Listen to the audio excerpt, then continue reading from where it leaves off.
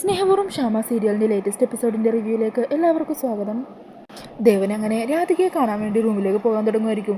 അന്നേരം അതിനെ തടഞ്ഞുകൊണ്ട് മുത്തശ്ശി പറയണേ, ദേവ, നീ അമ്പലത്തിലേക്ക് പോകാൻ ഇറങ്ങിയതല്ലേ, സമയം കളയാതെ നീ അങ്ങോട്ട് ചെല്ല്. ഇപ്പോൾ ഇനി അവളെ വിളിച്ചെണീപ്പിച്ചാലും കരഞ്ഞുകൊണ്ടിരിക്കാൻ മാത്രമല്ലേ ഉള്ളൂ, അത് കണ്ട് നിന്റെ മനസ്സ് കൂടി വിഷമിപ്പിക്കണ്ട. അന്നേരം ദേവൻ പറയണേ, ശരി, അവൾ എണീക്കുമ്പോൾ അവളെ കുറ്റപ്പെടുത്തുന്ന രീതിയിലൊന്നും സംസാരിക്കരുത്, അവൾക്ക് വിഷമം ഉണ്ടാക്കരുത്. അങ്ങനെ പറഞ്ഞ് ദേവൻ അവിടെ നിന്ന് പോകുവാണ് കേട്ടോ. ഈ സമയം യശോദ ടെൻഷനോട് കൂടി അമ്മയോട് പറയണേ, അമ്മേ, എന്നാലും എൻ്റെ മോള് അവളിവിടെ പോയി കാണും. ആ സമയം മുത്തശ്ശി പെട്ടെന്ന് അങ്ങ് തിരിയുമ്പോഴായിരിക്കോട്ടോ വാതിലിൻ്റെ അവിടെ ഇരിക്കുന്ന ബാഗ് കാണുന്നത്. അങ്ങനെ അത് യശോദക്ക് കാണിച്ചു കൊടുക്കുക. അത് നോക്കിക്കേ. അങ്ങനെ യശോദ വേഗം തന്നെ ആ ബാഗ് എടുത്ത് അത് തുറന്നു നോക്കുവാണ് കേട്ടോ. അങ്ങനെ രാധികയുടെ ഡ്രസ്സൊക്കെ അതിലിരിക്കുന്നത് കാണുക. ആ സമയം മുത്തശ്ശി പറയണേ, അപ്പോൾ അവൾ എല്ലാം തീരുമാനിച്ചിട്ട് തന്നെയാ, ഇനി അവൾ അന്വേഷിക്കാനൊന്നും നിൽക്കണ്ട, എന്താണെങ്കിലും ശല്യം പോയി കിട്ടിയല്ലോ. ഈശ്വര, എൻ്റെ മോള് അവളിത് ഇങ്ങോട്ടായിരിക്കും പോയിട്ടുണ്ടാവുക, അവൾക്ക് എങ്ങനെയാ നമ്മളെ ഈ വീടിനൊക്കെ വിട്ടു പോകാൻ തോന്നിയത് എന്നും പറഞ്ഞാൽ സങ്കടപ്പെടുവാണ് കേട്ടോ. അന്നേരം മുത്തശ്ശി പറയണേ, അതിന് നമ്മളാരും അവളെ അടിച്ചിറക്കിയതല്ലോ, അവൾ സ്വന്തം തന്നെ ഇഷ്ടപ്രകാരം ഇങ്ങനെ ഇറങ്ങിപ്പോയതല്ലേ, അതെടുത്ത് നീ വിഷമിക്കാതിരിക്കുക, അവളെ കൊണ്ടല്ലേ ശല്യം ഇന്നത്തോട് തീർന്നു എന്ന് വിചാരിച്ച് സമാധാനിക്കും നീ. അങ്ങനെ പറഞ്ഞ് മുത്തശ്ശി അകത്തേക്ക് പോകുവാണ് കേട്ടോ. ഈ സമയം യശോദയാണെങ്കിൽ സങ്കടം താങ്ങാനാവതെ കരഞ്ഞുകൊണ്ട് തന്നെ നിൽക്കുവാണ്. പിന്നീട് കാണിക്കുന്നത് അമ്പലത്തിൻ്റെ ഉള്ളിൽ മയങ്ങിക്കിടക്കുന്ന രാധികേനെ തന്നെയാണ് കേട്ടോ. ഈ സമയം അതുവഴി ഒരു പാമ്പ് വന്ന് രാധികയുടെ അരികിൽ പത്തിയും വിരിച്ചിങ്ങനെ നിൽക്കുന്നുണ്ടാകും. ഈ സമയം അമ്പലത്തിൻ്റെ പുറത്തെ മുറ്റത്തിൽ കുറച്ച് ആളുകളൊക്കെ കൂടി നിൽക്കുന്നുണ്ട്. ഈ സമയം പത്മനാഭൻ തിരുമേനിയും അവിടെ വന്നിട്ടുണ്ടാകും കേട്ടോ. ആ നേരം ഒരിക്കും ദേവനാരായണൻ അങ്ങോട്ടേക്ക് എത്തുന്നത്. അങ്ങനെ ദേവനെ കാണുന്നതും അവിടെ കൂടിയിരിക്കുന്ന ആൾക്കാരും പൂജാരിയൊക്കെ പറയണേ, തിരുമേനി, പത്മനാഭൻ തിരുമേനി കാണാനെത്തിയിട്ടുണ്ട്, അവിടെ ഇരിക്കുന്നുണ്ട്. അങ്ങനെ പത്മനാഭൻ തിരുമേനി എണീറ്റ് ദേവൻ്റെ അരികിലേക്ക് വരുവാണ്. ഈ സമയം ദേവൻ പറയണേ, തിരുമേനിയോ, നാളെയല്ലേ ദേവപ്രശ്നം? അതെ, ദേവപ്രശ്നം നാളെയാണ്, പക്ഷേ ഞാൻ പ്രശ്നം വെച്ച് നോക്കിയപ്പോൾ ചില ദുർനിമിത്തകൾ കണ്ടു, അതുകൊണ്ടാണ് ഇന്ന് തന്നെ ഇങ്ങോട്ട് പുറപ്പെട്ടത്. എന്താണെങ്കിലും അകത്തേക്ക് ചെല്ല്, നട തുറക്കൂ. ഈ സമയം അവിടെ ജീവൻ്റെ ഫ്രണ്ട് ജിത്തും ഉണ്ടാകും കേട്ടോ. അങ്ങനെ അവരെല്ലാവരും അമ്പലത്തിൻ്റെ ഉള്ളിലേക്ക് കയറി ചെല്ലുക. ഈ സമയത്ത് അകത്തെത്തുന്ന അവരെല്ലാവരും അവിടെ മയങ്ങിക്കിടക്കുന്ന രാധികയുടെ അരികിലെ പത്തിയും വിരിച്ച് നിൽക്കുന്ന ആ പാമ്പിനെ കാണുവാണ്. അതുകൊണ്ട് എല്ലാവരും അങ്ങ് ഞെട്ടിത്തെറിച്ച് സ്തംഭിച്ച് നിൽക്കുവാണ് കേട്ടോ. ഈ സമയം ദേവൻ, ഈശ്വര, എൻ്റെ മോള് എന്നും പറഞ്ഞ് അരികിലേക്ക് പോകാൻ തുടങ്ങുമ്പോൾ പത്മനാഭൻ തിരുമേനിയും ദേവനെ തടയുക. അരുത്, അത് അപകടം ചെയ്യും, വിഷമുള്ള ഇനമാണ്. അയ്യോ, എൻ്റെ മോള് എന്നും പറഞ്ഞ് ദേവൻ കരഞ്ഞുകൊണ്ട് ഭഗവാന്റെ നടയിലെ മുട്ടുകുത്തി നിന്ന് കരഞ്ഞപേക്ഷിക്കുക. ഭഗവാനെ, എൻ്റെ മോളെ രക്ഷിക്കണേ എന്നൊക്കെ പറഞ്ഞ് കരഞ്ഞപേക്ഷിച്ചുകൊണ്ടിരിക്കുകയാണ്. ഇതേ സമയം തന്നെ കാണിക്കുന്നത് സ്റ്റുഡിയോയിലിരുന്ന് പാട്ട് പാടിക്കൊണ്ടിരിക്കുന്ന ശ്യാമേനെ ആയിരിക്കട്ടോ. കൃഷ്ണൻ്റെ ഒരു പാട്ടാണ് ശ്യാമ അവിടെ പാടിക്കൊണ്ടിരിക്കുന്നത്. പെട്ടെന്ന് പാട്ട് പാടുന്നതിൻ്റെ ഇടയിൽ ശ്യാമയുടെ ശബ്ദം പതറുവാണ്. പെട്ടെന്ന് തന്നെ പാടൽ നിർത്തി ശ്യാമ തൊണ്ടയിൽ ഇങ്ങനെ പിടിക്കുവാണ് കേട്ടോ. ശബ്ദം തീരെ പുറത്തേക്ക് വരുന്നില്ല. ഈ സമയം മാലതിയും അതിൻ്റെ ഡയറക്ടറും മ്യൂസിക് ഡയറക്ടറും എല്ലാവരും ശ്യാമയുടെ അരികിലേക്ക് ഓടി വരിക. എന്തു പറ്റി മാഡം, എന്താ പെട്ടെന്ന്? അന്നേരം ശ്യാമ പറയണേ, അറിയില്ല, എന്തോ ശബ്ദം പുറത്തേക്ക് വരാത്ത പോലെ, തൊണ്ടയിൽ തന്നെ തങ്ങി നിൽക്കുന്നത് പോലെ വല്ലാത്തൊരു അസ്വസ്ഥത തോന്നുന്നു. അയ്യോ മാഡം, എന്നാൽ നമുക്ക് പെട്ടെന്ന് തന്നെ ഹോസ്പിറ്റലിലേക്ക് പോകാം. ആ സമയം ശ്യാമ പറയണേ, അത് വേണ്ട, കുറച്ചു നേരം റെസ്റ്റ് എടുത്താൽ മാറിക്കോളും, നിങ്ങൾ ചെല്ലും. ഈ സമയം ശ്യാമ ടെൻഷനോടുകൂടി എന്തോ ഒരു അപകടം വരാനിരിക്കുന്നത് പോലെ വല്ലാതെ ടെൻഷൻ അടിക്കുവാണ് കേട്ടോ. അന്നേരം മാലതി കാര്യം അന്വേഷിക്കുന്നുണ്ട്. ഈ സമയം ശ്യാമ പറയണേ, എന്താണെന്നറിയില്ല, മനസ്സിൽ എന്തോ ഒരു ബുദ്ധിമുട്ട് പോലെ തോന്നുന്നു. എന്നിട്ട് മനസ്സിൽ പറയുക, ഭഗവാനെ, എൻ്റെ മോൾക്ക് എന്തോ ഒരു ആപത്ത് സംഭവിക്കാനിരിക്കുന്നത് പോലെ എൻ്റെ മനസ്സ് പറയുന്നു, അതുകൊണ്ടാണ് എനിക്ക് ഇങ്ങനത്തെ ഒരു അസ്വസ്ഥത തോന്നിയത്. എൻ്റെ മോൾക്ക് ഒരാപത്തും പറ്റാതെ കാത്തുകൊള്ളണേ എന്നും പറഞ്ഞ് പ്രാർത്ഥിക്കുവാണ് കേട്ടോ ശ്യാമ. ഇതേസമയം ദേവനാണെങ്കിൽ ആ നടയിൽ മുട്ടുകുത്തി നിന്ന് രാധികയുടെ അവസ്ഥ കണ്ട് പേടിച്ച് ഭഗവാനോട് പ്രാർത്ഥിച്ചുകൊണ്ടിരിക്കുവാണ്. ഈ സമയം പത്മനാഭനും ജിത്തുമൊക്കെ ആ കാഴ്ച കണ്ട് പരസ്പരം നോക്കി ചിരിക്കുന്നൊക്കെ ഉണ്ട് കേട്ടോ. അങ്ങനെ ദേവനോട് കരഞ്ഞ് പ്രാർത്ഥിച്ചുകൊണ്ട് നിൽക്കുന്ന ആ സമയത്തായിരിക്കും കേട്ടോ ഒരു പരുന്ത് അതുവഴി പറന്നു വന്ന് ആ പാമ്പിനെയും കുത്തിക്കൊണ്ട് അവിടെ നിന്ന് പോകുന്നത്. ഈ കാഴ്ച കാണുമ്പോൾ ദേവൻ ആശ്വാസമാകുവാണ്. അങ്ങനെ ദേവൻ രാധികയുടെ അരികിലേക്ക് ഓടിച്ചെല്ലുക. എന്നിട്ട് രാധികയെ വിളിച്ചെണീപ്പിക്കുക. മോളെ രാധികയെ, എണീക്ക് മോളെ, നമുക്ക് വീട്ടിലേക്ക് പോകാം എന്ന് പറഞ്ഞ് രാധികയും കുട്ടി പോകാൻ തുടങ്ങുമായിരിക്കും. ഈ സമയം പത്മനാഭ തിരുമേനി പറയണേ, തിരുമേനി നിൽക്ക്, പോകാൻ വരട്ടെ. ദേവപ്രശ്നത്തിന് മുന്നോടിയായിട്ട് ചില ദുർനിമിത്തകൾ കണ്ടു എന്ന് പറഞ്ഞാണല്ലോ ഞാൻ ഇന്ന് തന്നെ ഇങ്ങോട്ട് വന്നത്. ഇപ്പോൾ ഇവിടെ കണ്ട അനർത്ഥങ്ങളും അതിന് ഊട്ടിയുറപ്പിക്കുന്ന തരത്തിലുള്ളതാണ്. തിരുമേനി എന്താ പറഞ്ഞു വരുന്നത് എന്ന് ദേവൻ ചോദിക്കുക.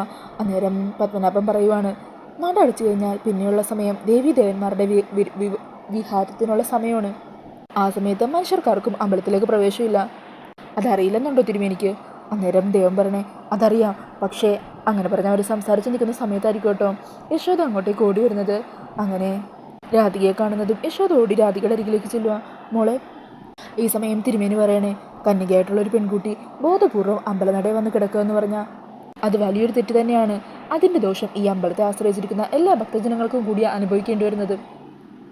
അതുമാത്രമല്ല, ഇന്നലെ ഇവിടെ നടക്കേണ്ടിയിരുന്ന കല്യാണ ചടങ്ങിൽ താലി തട്ടിത്തെറിപ്പിച്ചിട്ട് തൻ്റെ കഴുത്തിൽ സാക്ഷാൽ ശ്രീകൃഷ്ണ ഭഗവാൻ താലി ചാർത്തിയതാണെന്ന് പറഞ്ഞ പെൺകുട്ടിയാണ് തിരുമേനിയുടെ മകൾ. ഒരിടത്തും കേട്ടുകേൾവില്ലാത്ത കഥയാണ് ആ കുട്ടി പറഞ്ഞതും. അതുതന്നെ വലിയൊരു ദൈവനിഷേധമാണ്. അത് ശിക്ഷിക്കപ്പെടേണ്ട ഒരു കുറ്റം തന്നെയാണ്. ദൈവത്തിൻ്റെ മുമ്പിൽ എല്ലാവരും സമന്മാരാണ്. അത് ഞാനായാലും ക്ഷേത്ര പൂജാരി ദേവനാരായണൻ തിരുമേനി ആയാലും അദ്ദേഹത്തിൻ്റെ മകളായാലും ആരായാലും തന്നെ. എന്താ നിങ്ങളുടെയൊക്കെ അഭിപ്രായം? അന്നേരം അവിടെ കൂടിയിരുന്ന എല്ലാവരും തിരുമേനി പറഞ്ഞതിനെ അനുകൂലിക്കുക. അതെ, എന്താ പ്രശ്നമുണ്ടെങ്കിലും അത് പരിഹരിക്കണം. അല്ലെങ്കിൽ അതിൻ്റെ കുറ്റവും ദോഷവും ഒക്കെ അനുഭവിക്കേണ്ടത് ഞങ്ങളും കൂടിയല്ലേ. എന്താണെങ്കിലും കൃത്യസമയത്ത് തന്നെ തിരുമേനി ഇവിടെ ഉണ്ടായത് നന്നായി. ഇനി എത്രയും പെട്ടെന്ന് തന്നെ ഇതിൻ്റെ പരിഹാരങ്ങളൊക്കെ ചെയ്യാമല്ലോ. എന്താ വേണ്ടതെന്ന് തിരുമേനി പറഞ്ഞാൽ മതി. ക്ഷേത്ര കമ്മിറ്റി പറഞ്ഞ് അതിനുള്ള എല്ലാ സൗകര്യങ്ങളും ഉണ്ടാക്കി തരാം. അന്നേരം തിരുമേനി പറയണേ, പ്രശ്നപരിഹാരം ഒന്നേ ഉള്ളൂ. ഭഗവാൻ ശ്രീകൃഷ്ണൻ കഴുത്തിൽ ചാർത്തി എന്ന് പറഞ്ഞ് ഇന്നലെ ഈ താലി ഉയർത്തി കാണിച്ചപ്പോൾ മുതൽ ഓരോ ദുർനിമിത്തമുള്ള ഈ അമ്പലത്തെ ചുറ്റിപ്പറ്റി നടന്നിരിക്കുന്നത്. നാളത്തെ ദേവപ്രശ്നത്തിന് മുമ്പ് ആ കാര്യത്തിലൊരു പരിഹാരം ഉണ്ടാക്കണം. അതിൻ്റെ ഭാഗമായിട്ട് പൂജാരിയും പൂജാരിയുടെ മകളും അതിൻ്റെ പേരിൽ നടക്കുന്ന ചില പൂജകളിൽ ഇവിടെ പങ്കെടുത്തിരിക്കണം. നിങ്ങൾ കൃത്യസമയത്ത് ഇവിടെ ഉണ്ടായിരിക്കണം. അങ്ങനെ പറഞ്ഞ് തിരുമേനി അവിടെ നിന്നും പോകുവാണ്ടോ. ഈ സമയം അവിടെ കൂടി നിന്ന ചില ആളുകളൊക്കെ പറയണേ, എന്താണെങ്കിലും തിരുമേനിയുടെ കുടുംബത്തിൽ നിന്ന് ഇങ്ങനൊരു കാര്യം ഞങ്ങൾ പ്രതീക്ഷിച്ചില്ല. അങ്ങനെ ഓരോന്നൊക്കെ പറഞ്ഞിട്ട് അവരവിടെ നിന്നും പോകുവാണ് കേട്ടോ. ഈ സമയം ദേവൻ രാധികയോട് ചോദിക്കണേ, എന്താ മോളെ, എന്താ ഇതൊക്കെ? നീ എന്തിനാ രാത്രി ഇങ്ങോട്ട് വന്നത്? യശോദേ, ഞാൻ രാവിലെ തന്നെ തന്നോട് ചോദിച്ചതല്ലേ, അപ്പോൾ താനും ഒന്നും പറഞ്ഞില്ലല്ലോ. ഈ സമയം യശോദ പറയണേ, ഇവളിങ്ങനെ ആരോടും പറയാതെ ഇറങ്ങിപ്പോകുമെന്ന് ഞാനും വിചാരിച്ചില്ലല്ലോ. എന്താ മോളെ, എന്താ നിന്റെ പ്രശ്നം എന്ന് ദേവൻ വീണ്ടും ചോദിക്കുക. ഈ സമയം യശോദ പറയണേ, ഇനി ഇവൾ ഓരോന്ന് ചോദിച്ച് കൂടുതൽ വിഷമിപ്പിക്കണ്ട, ഞാനിവളെ വീട്ടിലേക്ക് കൊണ്ടുപോകുക, വാ മോളെ. അങ്ങനെ ദേവനാകെ സങ്കടപ്പെട്ട് നിൽക്കുകയാണ് കേട്ടോ. ഈ സമയം യശോദനെയും കൂട്ടി രാധിക അവിടെ നിന്നും പോകുവാണ്. ഇതെല്ലാം ജിത്തു നോക്കി കാണുന്നുണ്ടാവും. അങ്ങനെ ജിത്തു ഉടനെ തന്നെ ജീവനെ ഫോണിൽ വിളിക്കുക. ഹലോ ജീവ, പത്മനാഭൻ തിരുവേനി വാക്ക് പാലിച്ചു. നമ്മൾ വിചാരിച്ചതുപോലെ തന്നെ കാര്യങ്ങളൊക്കെ നടക്കും. ആൾക്കാരെല്ലാവരും തിരുമേനിക്കും മകൾക്കും എതിരാ. ഒരു വാക്ക് മൂളിയാൽ മതി, കല്ലെറിയാനായിട്ട് കാത്തു നിൽക്കുക എല്ലാവരും. അന്നേരം അതൊക്കെ കേൾക്കുമ്പോൾ ജീവക്ക് സന്തോഷമാകുക. അപമാനിക്കപ്പെടുന്നവൻ്റെ വേദന എന്താണെന്ന് ആ അച്ഛനും മകളും അറിയണം. പിന്നീട് കാണിക്കുന്നത് വീടിൻ്റെ മുറ്റത്ത് തന്നെ അങ്ങോട്ടും ഇങ്ങോട്ടും നടന്നുകൊണ്ടിരിക്കുന്ന മുത്തശ്ശിനെയാണ് കേട്ടോ. ഈ സമയത്തായിരിക്കും യശോദ രാധികേനെയും കൂട്ടി അകത്തേക്ക് കയറി പോകുന്നത്. അങ്ങനെ യശോദ രാധികയെ ഹാളിൽ നിർത്തിയിട്ട് ദേഷ്യത്തിലകത്തേക്ക് പോകുവാണ് കേട്ടോ. ഈ സമയം മുത്തശ്ശി രാധികയുടെ അരികിലേക്ക് വന്നിട്ട് പറയണേ, ഒഴിഞ്ഞു പോകില്ല എന്ന് തീരുമാനിച്ചുറപ്പിച്ച് വന്നിരിക്കുവാണല്ലേ നീ. ഞാനെന്താണെങ്കിലും കൂടുതലൊന്നും പറയുന്നില്ല. താലോലിച്ച് വളർത്തിയവർ തന്നെ നിനക്കുള്ളത് തരും. അവരുടെ കയ്യിൽ നിന്ന് തന്നെ നീ അത് വാങ്ങിച്ചോ. അതിനുവേണ്ടിയാണ് അവൾ ഇപ്പോൾ അകത്തേക്ക് പോയത്. ഈ സമയം യശോദ രാധികക്ക് കുടിക്കാനുള്ള ചായയുമായിട്ട് അങ്ങോട്ട് വരുവാണ് കേട്ടോ. അങ്ങനെ ചായ കാണുമ്പോൾ മുത്തശ്ശി വരണേ, ഞാൻ ചായ കുടിച്ചതാ, ഇതമ്മക്കല്ല, മോളെ നീ ചായ കുടിക്കാനല്ലേ പറഞ്ഞത് എന്ന് പറഞ്ഞ് ചായ രാധികക്ക് കൊടുക്കുവാണ്ടോ. അത് കാണുമ്പോൾ മുത്തശ്ശി വരണേ, ഓ കേമോയ്, നീ അവളെ സൽക്കരിക്കാനാണോ ഇങ്ങോട്ട് കൂട്ടിക്കൊണ്ടുവന്നത്? ദേ, നാളെ ദേവപ്രശ്നത്തിന് ആ തിരുമേനി എന്തൊക്കെ പരിഹാരങ്ങളാണ് നിർദ്ദേശിക്കാൻ പോകുന്നതെന്നറിയില്ല. ദേവന ക്ഷേത്രത്തിൽ നിന്ന് ഇറക്കി വിടുവോ? നമ്മളെല്ലാവരും ഈ നാട്ടിൽ നിന്ന് പോകേണ്ടി വരുമോ ഇവളെടുത്ത് കാരണം? അന്നേരം യശോദ പറയണേ, അമ്മ ഇനി അതിനെക്കുറിച്ചൊന്നും ആലോചിക്കാൻ നിൽക്കണ്ട. എന്നിട്ട് നേരെ രാധികയുടെ അരികിലേക്ക് ചെല്ലുവാണ്. നിന്നെ ഒന്ന് തല്ലാനുള്ള അവകാശം പോലും എനിക്കില്ലേ? അപ്പം തന്നെ വീട്ടോട്ട് ഇറങ്ങി പോകുകയാണ് ചെയ്യേണ്ടത്. നിന്നോടൊന്ന് ദേഷ്യപ്പെട്ട് സംസാരിച്ചാലോ, നിന്നെ ഇത്തിരി നാളൊന്ന് അകറ്റി നിർത്തിയാലോ? അപ്പം തന്നെ ഇതുപോലൊരു തീരുമാനമാണ് എടുക്കേണ്ടത്. നീയില്ലാതെ അമ്മക്ക് ജീവിക്കാൻ പറ്റുമെന്ന് നിനക്ക് തോന്നുന്നുണ്ടോ? നിന്നെ കാണാതില്ല എന്ന് അറിഞ്ഞ നിമിഷം മുതൽ ആ അമ്പലത്തിൻ്റെ നടയിലെത്തുന്നത് വരെ ഞാൻ എത്രത്തോളം വേദനിച്ചു എന്ന് നിനക്കറിയൂ. അത് കേട്ട് മുത്തശ്ശി കളിയാക്കിക്കൊണ്ട് പറയണേ, ഓ എന്നാ പിടിച്ച് മടിയിലോട്ടെടുത്ത് എന്നിട്ടിരുന്ന് കൊഞ്ചിക്കടി. ദേ, അമ്മയോട് മിണ്ടാതെ അകത്തേക്ക് പോകാനല്ലേ പറഞ്ഞത്? അന്ന് യശോദ പറയുമ്പോൾ മിണ്ടാതെ മുത്തശ്ശി അകത്തേക്ക് കയറി പോകുവാണ് കേട്ടോ. എന്നിട്ട് രാധിക നോക്കിയിട്ട് യശോദ പറയുക, ഞങ്ങളെല്ലാം വിട്ട് ഒഴിഞ്ഞു പോകാൻ പറ്റുമല്ലേ നിനക്ക്? അന്നേരം കരഞ്ഞുകൊണ്ട് രാധിക പറയണേ, അമ്മ എന്നോട് ക്ഷമിക്ക് എന്നും പറഞ്ഞ് യശോദയെ ഇങ്ങനെ കെട്ടിപ്പിടിക്കുവാണ്. ഈ സമയം രാധികയും കെട്ടിപ്പിടിച്ച് യശോദ ഇങ്ങനെ കരഞ്ഞുകൊണ്ടിരിക്കുക കേട്ടോ.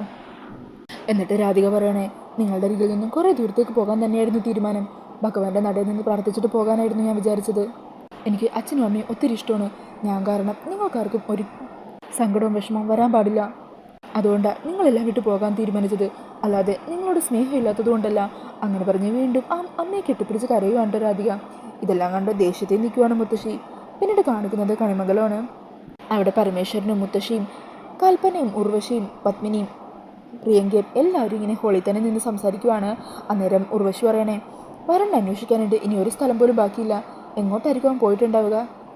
അന്നേരം കൽപ്പന പ്രിയങ്കയെ പിടിച്ചിട്ട് പറയുക, ഇവളിവിടെ വന്നു കയറിയ അന്ന് മുതൽ വരനുകളോട് എന്തൊക്കെയാണ് കാണിച്ചു കൂട്ടുന്നത്? അത് ഞാൻ പറഞ്ഞപ്പോൾ ആരും വിശ്വസിച്ചില്ല. ഇപ്പോൾ എല്ലാവർക്കും ബോധ്യമായില്ലേ? അതിനെക്കുറിച്ച് അച്ഛൻ അവനോട് ചോദിച്ചതിൽ എന്താ തെറ്റുള്ളത്? കല്യാണശേഷം ഒരു ദിവസമെങ്കിലും ഇവർ സന്തോഷത്തോടെ ജീവിച്ചിട്ടുണ്ടോ? സന്തോഷം എന്താണെന്ന് ഇവൾ അറിഞ്ഞിട്ടുണ്ടോ? അന്നേരം പ്രിയങ്ക പറയണേ, ഏട്ടത്തി ഇപ്പോൾ ഇതിനെക്കുറിച്ച് നീ സംസാരിക്കണ്ട. അന്നേരം അദ്ദേഹം മുത്തശ്ശി പറയണേ, കണ്ടില്ലേ കൽപ്പനെ, ഇത്ര അനുഭവിച്ച ആ കുട്ടിക്ക് ഈ കുടുംബത്തോട് ഒരു ഔദാര്യമുണ്ട്. അതെങ്കിലും നീ ഒന്ന് കാണിക്കും. ഇപ്പം ഞാൻ പറയുന്നതിലാണോ തെറ്റ്? ഞാൻ പറയുന്നതിൽ എന്തെങ്കിലും തെറ്റായിട്ടുള്ള കാര്യമുണ്ടെന്ന് നിങ്ങൾക്ക് തോന്നുന്നുണ്ടോ? സത്യം തന്നെയല്ലേ ഞാൻ ഇപ്പോൾ വിളിച്ചു പറഞ്ഞത്. അന്നേരം പരമേശ്വരൻ പറയണേ, കൽപ്പനെ നീ പറഞ്ഞതെല്ലാം ഞങ്ങൾക്കിപ്പോൾ വിശ്വാസമായി. എന്താണെങ്കിലും വരൻ തിരിച്ചെത്തട്ടെ, എന്നാലല്ലേ ഇതിനെക്കുറിച്ചൊരു തീർപ്പുണ്ടാക്കാൻ പറ്റുള്ളൂ. ഇപ്പോൾ അവൻ്റെ മുന്നിൽ ഏറ്റവും വലിയ കുറ്റവാളി ഞാനല്ലേ? മകനെ തല്ലി അച്ഛനല്ലേ ഇപ്പോൾ ഞാൻ? അങ്ങനെ അവർ സംസാരിച്ച് നിൽക്കുന്ന ഈ സമയത്ത് തന്നെ ആയിരിക്കും കേട്ടോ വരുണിൻ്റെ കാറ് പുറത്ത് വരുന്നത്. അങ്ങനെ കാറിൽ നിന്നും പുറത്തേക്ക് ഇറങ്ങി വരുന്ന വരുണിനെ കാണിച്ചുകൊണ്ടാണ് ഇന്നത്തെ എപ്പിസോഡ് തീരുന്നത്. അപ്പോൾ ഈ ഒരു റിവ്യൂ ഇഷ്ടമായിട്ടുണ്ടെങ്കിൽ മറക്കാതെ വീഡിയോ ഒന്ന് ലൈക്ക് ചെയ്യണേ. ഇതുപോലുള്ള കൂടുതൽ റിവ്യൂസിനായിട്ട് ഈ ചാനലൊന്ന് സബ്സ്ക്രൈബ് ചെയ്തും കൂടി സപ്പോർട്ട് ചെയ്യണേ. താങ്ക്